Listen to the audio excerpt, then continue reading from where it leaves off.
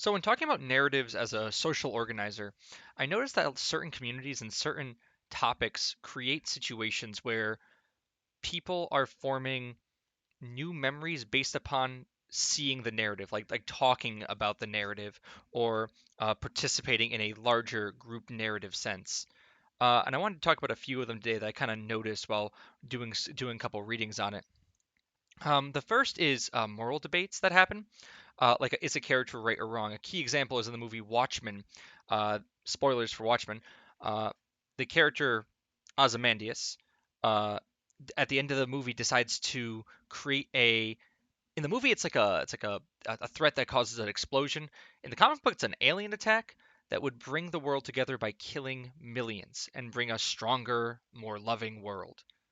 The question is, was that moral? And people will leave the theater, and there'll be a moment when you're talking to your friends and saying, hey, is this situation moral? And you'd have full arguments about it and discuss what it's about, creating that new narrative tension among, not tension, but narrative, the next level of narrative among a group of friends, creating like that time for telling situation.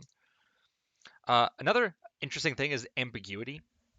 So I have Batman the Killing Joke appear, which is an incredible comic book. Movie's all right. You can skip the first like 15 to 20 minutes and it's fine. But at the end of it, there's a scene.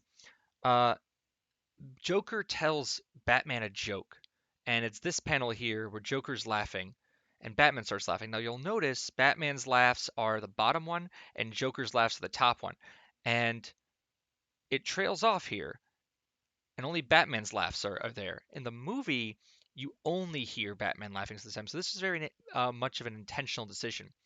So at this point in the story, Joker has tortured Gordon, Batman's friend, quite a bit, and it's called the Killing Joke. So the question is, did he kill them? Now you can go into Reddit and type in, "Does Batman kill Joker?" at the end of the Killing Joke, and there'll be posts upon posts of people trying to explain what they think is happening. I've had this debate with my friends. I personally think he kills him. I think the hands here is a little bit of a dead giveaway. But if you disagree and we have a discussion more there, we're taking this narrative to kind of a new level. Uh, the other is about discussing that ambiguity. One of the things I'm currently doing with one of my games I'm designing is about the most dangerous game, the book. Which, if you haven't read it, it's a short story. You should probably read it in a couple minutes. But in that story, a guy named what is it? General Zaroff is hunting people, and as the most dangerous game. A character shows up, Rainsford, and gets hunted by Zaroff. Now, Rainsford is also a really good hunter. The story ends with Rainsford killing Zaroff, but there's something about the ending that can spark a lot of debate. I remember having this debate in my English class in high school. I'll read it for you. The general suckled his breath and smiled. "I congratulate you," he said. "You have won the game." Rainsford did not smile. "I'm still a beast at bay," he said in a low, hoarse voice. "Get ready, General Zaroff." General made one of the deepest bows. "I see! Splendid! Now one of us will furbish the repast for the hounds, and the other will sleep on this very excellent bed. On guard, Rainsford." And he never slept in a better bed, Rainsford decided. Now, this is how the story ends. Now, obviously, there's no ambiguity about does he kill General Zaroff? Well, of course he does. The question is, does he become the new hunter after this is over? I stand by very much yes. And one of the games of deciding as a narrative to get students involved in it is having them play a game where Rainsford, as a tabletop role playing game for educational purposes, where Rainsford is hunting them the future. And then him telling the story about how he kind of like became the most dangerous game, so they can get another level of that story and internalize the most dangerous game by creating a memory, an active learning by doing memory that they are able to participate in. The fact that this debate can be had, and people will disagree with this, people will just say, no, this don't read too much into it, also goes into what the author intended here. We don't know. And that ambiguity in the discussions and group work and conversations build upon that existing narrative.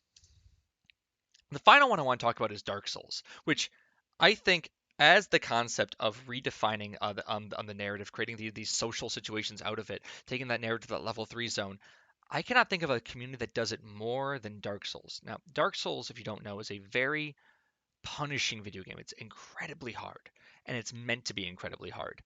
And the story is you're an undead, and you wake up in an asylum, and you're told ring two bells, and then the whole game is you beat up a whole bunch of bosses. And if you want to play the game as just that, you can. You can just play through the whole game and go, oh, look, there's a dragon. Oh, there's a guy made out of fire. Oh, there's a demon that I have to fight. And there's not a lot of dialogue. I think it's like there's very minimal dialogue. I only think of like five characters off my head in the whole game who talk.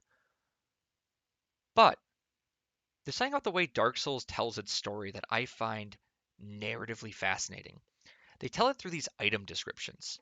And they're just little there's little blurbs on the item. These items give you better stats in the game. But let's see. The art of war has been constant since ages past, and those who follow in Havel's footsteps are no fewer than in his own day.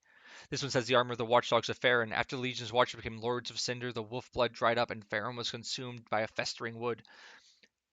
Each of these items has maybe a paragraph, maybe two, very rarely two, of text and context clues. So what the community did is they began forming groups online to talk about what they think the story is. And they'll throw evidence up, they'll throw data up. In fact, Caesar's two of the here is one of the Vayatavadi has 2.9 million subscribers, and this is all he does is Dark Souls, Elden Ring, and Bloodborne lore content because he's piecing it together.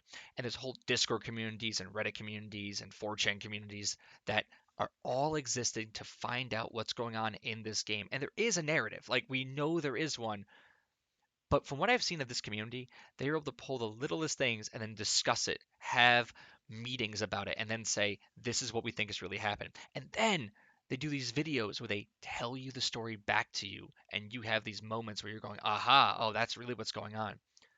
But for creating a narrative where people are invested in it, I think Dark Souls is the key example and a perfect example of how to bring a narrative into that like level 3 zone where we are using narratives as a social organizer.